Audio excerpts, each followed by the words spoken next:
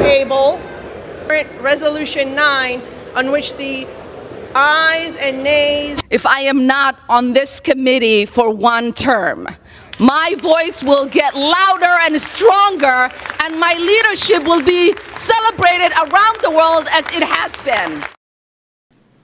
I'm not going to argue that this is not partisan, but I am going to argue that it's less partisan than the treatment of our members by the majority, the Democrat majority at the time. I'd like to ask Ms. Wild, did Ms. Taylor Greene or Mr. Gosar get brought before the Ethics Committee before they were removed from all of their committees? They keep telling us this is about standards, decorum, and defending our institutions. Funny how that phrase tends to pop up right before someone gets pushed out the door. Now we're hearing that removing Ilhan Omar from the Foreign Affairs Committee is somehow nothing like what Democrats did to Marjorie Taylor Greene and Paul Gosar. Supposedly this time it's different, more principled, more orderly, more justified. So pay attention. Stick around. Because when you slow it down and really look at the details, the narrative starts to crack, and that's usually when the real story slips out. Let's break down what's actually going on. And to remove them, you're arguing that we should take Ms. Omar before the Ethics Committee rather than doing this by resolution, even though that was the process that was handled in the previous Congress to Ms. Taylor Greene and Mr. Gosar.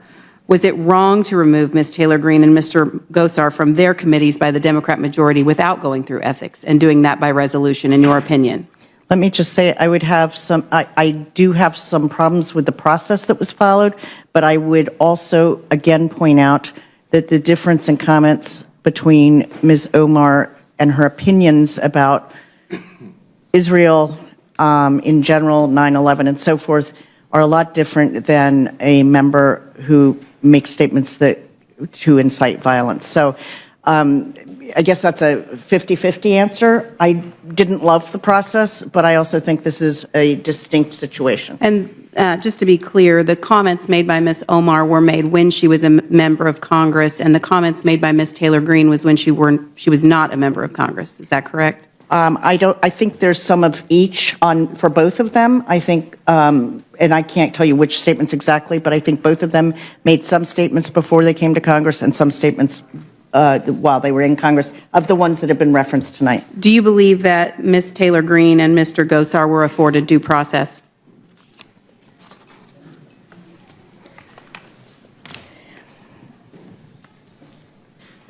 Can I see the resolution again, Mr. Guest? Mr. Guest was kind enough. He has the one at least on Ms. Taylor Greene. I don't know if you have the one on.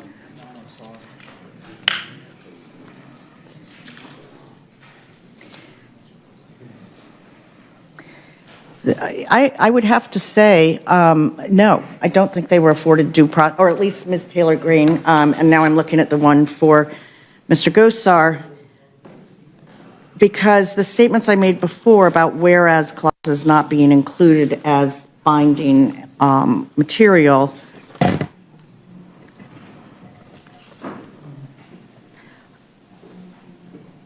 the resolution on Marjorie Taylor Greene is considerably different than the one on Mr. Gosar in terms of the resolved section, and so I can't put them in the same category.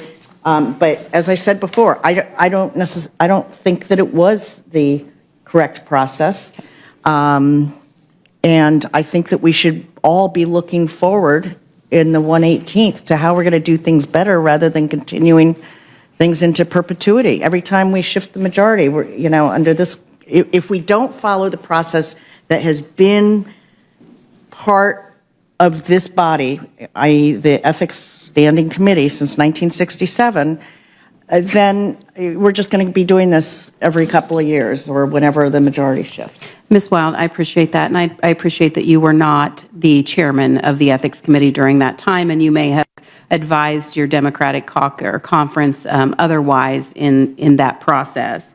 Mr. Guest, I want to thank you for your presentation. I know this is not your issue, and I appreciate your time here before this committee. this is not a one-to-one here, in my opinion, because Ms. Omar is not being removed from all committees. She's being removed in this resolution from participation on a specific committee that requires high security clearance and other factors, in contrast to what the Democrat majority did to Ms. Taylor Greene and Mr. Gosar, which was completely remove them from all committees without due process. Do you believe this is a one-to-one with those circumstances in what we're dealing with today?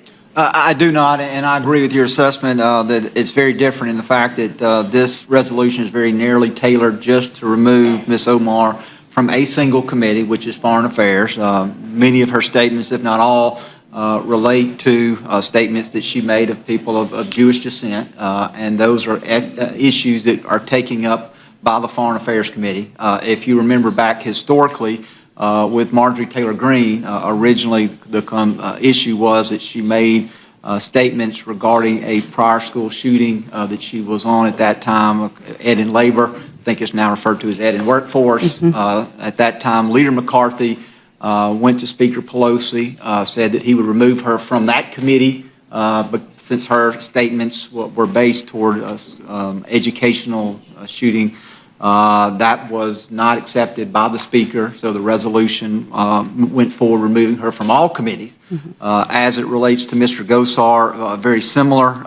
He was originally brought, there was a motion brought, or a resolution brought to remove him from oversight. That was the only committee listed in that specific resolution. Once that came to rules, there was a manager's amendment which then removed him from natural resources, which was his additional committee. And so we've seen that, in my opinion, what is being sought here in this resolution, again, is much more narrowly tailored to a specific committee. And I don't believe that you can, as you said, I don't believe it's one-to-one. I think that this resolution is different than the one we saw against both Ms. Greene and Mr. Gosar. And just to be clear, Ms. Omar, if we pass this resolution, will be able to serve on other committees. That is correct. Yes, ma'am. Thank you. I just want to close by saying I don't think this is not a similar issue, but I do want to concur with our chairman, Mr. Cole, that door was opened and the precedent was already set. We are following a much less partisan process, even though we have heard remarks on this side of the dais that it is partisan. It is certainly, in my opinion, as a new person to this Congress, we are approaching it in a more with a more timid approach, even though we are taking this action and it is a firm action. We're not saying she can't serve on any committees. We're just saying she can't serve on this particular committee, and I yield back. Gentleman from New York is recognized. Well, I think The representative from Indiana doesn't grandstand. She doesn't shout. She simply asks direct questions and lets the silence do the work. First, were Marjorie Taylor Greene and Paul Gosar sent to the Ethics Committee before they were stripped of their committee assignments? The answer, no, that alone should settle it. But instead of conceding the point, the witness tries to blow it. I didn't love the process. It's different, maybe 50-50ths. In Washington, that usually translates to, we know it wasn't handled well, but let's not dwell on that. Then comes the moment no one on that side wanted replayed. A straightforward question, were Greene and Gosar given due process? The witness pauses. Shuffles papers. Asks to see the resolution. Buys time. And finally says it plainly, no, not, it's complicated. Not, circumstances vary. Just no, and with that, the central argument unravels. Because this was never really about procedure, it was about who holds the gavel. Now there's talk of proportional responses, committee relevance, careful precedent. Yet when the majority previously had the votes, members were removed from all committees in a single sweep, no ethics review, no hearings, no formal process. So when restraint is suddenly framed as principle, it rings hollow. That's not newfound caution, it's recalibration. The most revealing line comes almost casually. The door was already open. Exactly. It didn't open itself. Once you set the precedent, you don't get to act surprised when it's used again. This resolution doesn't undo what came before. It underscores it. And when a witness concedes the lack of due process on the record, that isn't a rebuttal, it's an acknowledgement.